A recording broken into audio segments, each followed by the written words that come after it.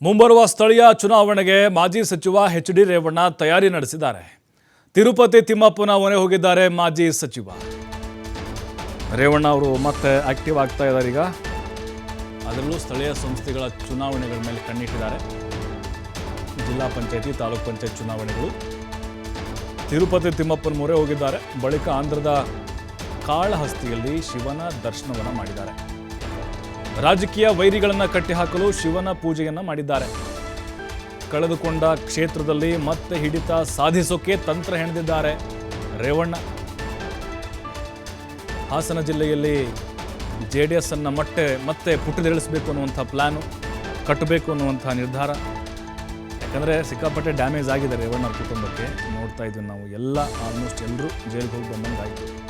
ಅವ್ರ ಫ್ಯಾಮಿಲಿ ತನಿಖೆಯನ್ನು ಎದುರಿಸ್ದಂಗೆ ಆಯಿತು. ಪ್ರಜ್ವಲ್ ರೇವಣ್ಣನ ಕೇಸು, ಸೂರಜ್ ರೇವಣ್ಣದು, ಭವಾನಿ ರೇವಣ್ಣ ಮತ್ತು ಇವರು ಎಚ್.ಡಿ. ರೇವಣ್ಣ ಎಲ್ಲರೂ. ಹಾಗಾಗಿನೇ ಸಿಕ್ಕಾಪಟ್ಟೆ ರಾಜಕೀಯವಾಗಂತೂ ಡ್ಯಾಮೇಜ್ ಆಗಿದೆ ಆ ಕುಟುಂಬಕ್ಕೆ. ಅಸ್ತಿತ್ವನೇ ಅಲ್ಲಾಡ್ತಾ ಇದೆ. ಈಗ ಮುಂದೆ ಏನಪ್ಪ ಅಂಥೇಳಿ ಅವ್ರಿಗೆ ಭವಿಷ್ಯದ ರಾಜಕೀಯದ ಚಿಂತೆ ಕಾಡ್ತಾ ಇತ್ತು ರೇವಣ್ಣ ಅವ್ರಿಗೆ.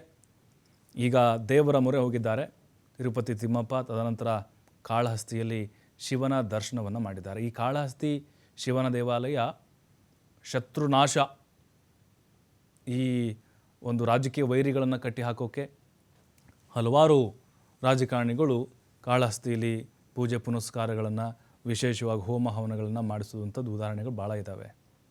ರೇವಣ್ಣ ಅವರು ಈಗ ಅಲ್ಲಿ ಪೂಜೆಯನ್ನು ಮಾಡಿಸಿದ್ದಾರೆ, ದರ್ಶನವನ್ನು ಕೂಡ ಮಾಡಿದ್ದಾರೆ.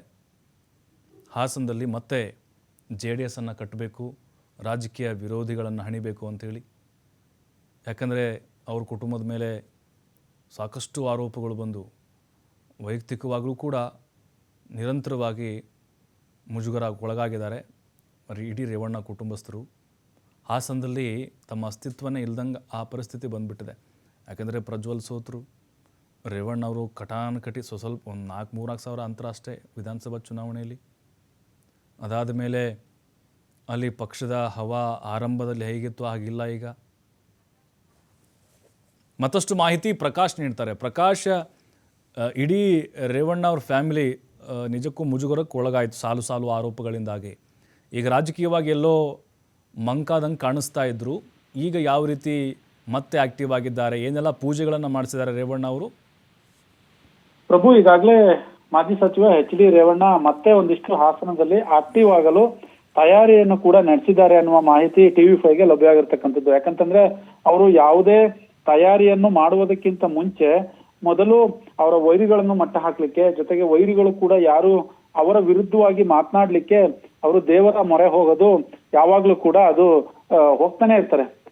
ಈಗ ನಮಗೆ ಬಂದಿರುವಂತಹ ಮಾಹಿತಿ ಪ್ರಕಾರ ಕಳೆದ 2 ದಿನಗಳ ಹಿಂದೆ ವೈಕುಂಠ ಏಕಾದಶಿ ಎಂದು ತಿರುಪತಿ ತಿಮ್ಮಪ್ಪನ ದರ್ಶನವನ್ನು ಕೂಡ ಪಡೆದಿರುವಂತದ್ದು. ನಂತರ ತಿರುಪತಿ ತಿಮ್ಮಪ್ಪನ ದರ್ಶನ ಮುಗಿದ ನಂತರ ಕಾಳಹಸ್ತಿಯಲ್ಲಿ ಶಿವನ ಮೊರೆ ಹೋಗಿದ್ದಾರೆ ಮಾಜಿ ಸಚಿವ ಎಚ್.ಡಿ. ರೇವಣ್ಣ ಅನ್ನೋದು ಬೆಳಕಿಗೆ ಬಂದಿರುವಂತದ್ದು. ಯಾಕಂತಂದ್ರೆ ಕಾಳಹಸ್ತಿಗೆ ಹೋಗ್ತಾ ಇದ್ದಾರೆ, ಅಲ್ಲಿ ಪೂಜೆ ಮಾಡ್ತಾ ಇದ್ದಾರೆ ಅಂತ ಅಂದ್ರೆ ಬಹುತೇಕ ರಾಜಕೀಯ ವೈರಿಗಳನ್ನ ಒಂದ್ ರೀತಿ ಕಂಟ್ರೋಲ್ ಮಾಡ್ಲಿಕ್ಕೆ ರೇವಣ್ಣ ಅಲ್ಲಿ ಪೂಜೆ ಮಾಡಿದ್ದಾರೆ ಅನ್ನುವ ಮಾಹಿತಿ ಲಭ್ಯವಾಗಿರ್ತಕ್ಕಂಥದ್ದು. ಅದಾದ ನಂತರ ನೇರವಾಗಿ ಹಾಸನಕ್ಕೆ ಬರ್ತಾರೆ. ಹಾಸನದಲ್ಲಿ ಒಂದಿಷ್ಟು ಮುಂಬರುವ ತಾಲೂಕು ಮತ್ತೆ ಜಿಲ್ಲಾ ಪಂಚಾಯತ್ ಚುನಾವಣೆಗೆ ರೆಡಿ ಆಗ್ತಾ ಇದಾರ ರೇವಣ್ಣ. ಯಾಕಂತಂದ್ರೆ ಅಲ್ಲಿ ಸ್ಥಳೀಯ ನಾಯಕರುಗಳಿಗೆ ಈಗಾಗಲೇ ಸಾಕಷ್ಟು ನೀವು ಕ್ಷೇತ್ರ ಸಂಚಾರ ಮಾಡಿ ಅನ್ನುವ ಸೂಚನೆಯನ್ನು ಕೂಡ ಕೊಟ್ಟಿರುವಂತದ್ದು.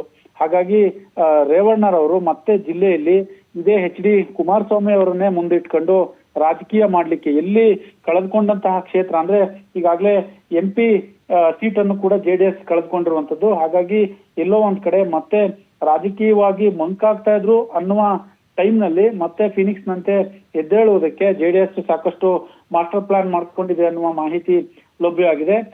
ಎಚ್.ಡಿ. ಕುಮಾರಸ್ವಾಮಿ ಅವರನ್ನೇ ಮುಂದಿಟ್ಕೊಂಡು ಹಾಸನದಲ್ಲಿ ರಾಜಕೀಯ ಮಾಡ್ಲಿಕ್ಕೆ ರೆಡಿಯಾಗಿದ್ದಾರೆ ರೇವಣ್ಣ ಅನ್ನುವ ಮಾಹಿತಿ ಸದ್ಯಕ್ಕೆ ಇರುವಂತದ್ದು. ಯಾವಾಗ ಎಚ್.ಡಿ. ಕುಮಾರಸ್ವಾಮಿ ಅವ್ರನ್ನ ಕರೆತಂದಂತಹ ಕ್ಷಣದಲ್ಲಿ ಮತ್ತೆ JDS ಹಾಸನದಲ್ಲಿ ಪುಟಿದೇಳಲಾಗ್ತಾ ಇದೆ, ಪುಟಿದೇಳುತ್ತೆ ಅನ್ನುವ ಚರ್ಚೆ ಈಗಾಗಲೇ JDS ಕಾರ್ಯಕರ್ತರಲ್ಲಿ ಆರಂಭವಾಗಿದೆ. ಒಟ್ಟಾರೆ ಇವರು ಒಳ್ಳೆ ಕೆಲಸ ಅಂದ್ರೆ ರಾಜಕೀಯವಾಗಿರುವುದು, ಜೊತೆಗೆ ಅವ್ರು ಯಾವುದೇ ಒಂದು ಹೆಜ್ಜೆ ಇಡ್ಬೇಕಾದ್ರೆ ದೇವರ ಮೊರೆ ಹೋಗೋದಂತೂ ಇವರು ಶತಸಿದ್ಧ. ಹಾಗಾಗಿ ತಿರುಪತಿ ತಿಮ್ಮಪ್ಪ ಮತ್ತೆ ಕಾಳಹಸ್ತಿ ಎರಡೂ ದೇವಸ್ಥಾನಗಳಿಗೆ ಹೋಗಿ Okay. ಮಾಜಿ ಸಚಿವ ಎಚ್ ಡಿ ರೇವಣ್ಣ ದೇವರ ಮೊರೆ ಹೋಗಿ ಪೂಜೆ ಮಾಡಿಕೊಂಡು ನಂತರ ಅಖಾಡಕ್ಕೆ ಧುಮುಕಿರುವಂತದ್ದು ಪ್ರಭು.